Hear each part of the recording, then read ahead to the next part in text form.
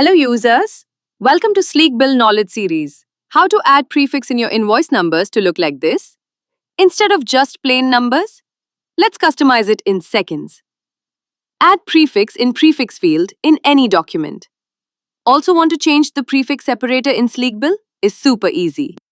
First, open Sleek Bill site and click on Login. Enter your email ID and password, then click on the Sign In button.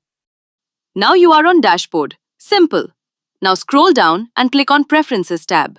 Here, by default in Setting, General tab is open. Here you can see the option called Document Prefix Separator. From this side drop-down option, choose your prefix separator like dash, slash, backslash, space, or none as per your format. Click on Save and that's it. Let's create the new invoice to look changes now. Click on plus button, select tax invoice, select client, enter prefix here, and here invoice number will auto appear. Add product, enter quantity.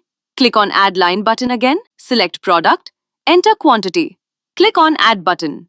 Scroll down, click on preview, and save. Now your prefix separator will display exactly the way you want in every invoice and document. Clean and professional. Sleek Bill makes billing simple, accurate, and flexible for your business. To know more about Sleek Bill, quickly subscribe to our channel, like and share this video.